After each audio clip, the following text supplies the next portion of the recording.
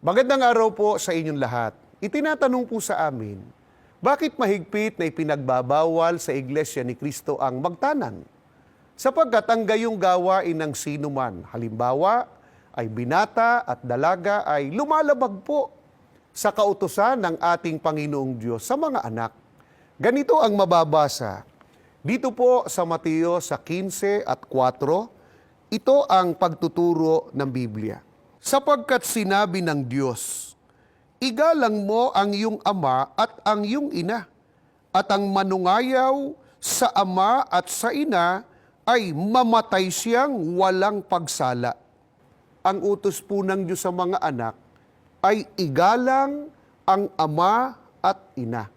Hindi po paggalang ng sinumang anak sa magulang, kundi kalapastanganan ang nagagawa niya kung siya o sila ay tumatakas po o kaya ay nagtatanan kung nais na pong mag-asawa.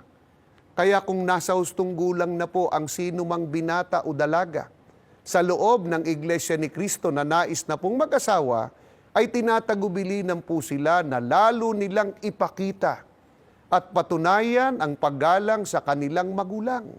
Huwag silang magtatanan.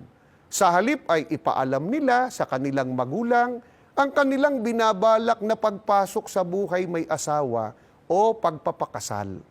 Salamat po ng marami sa inyong pagsubaybay. Hanggang sa muli po nating pagkikita. Dito lamang po sa programang Tanong at Sagot.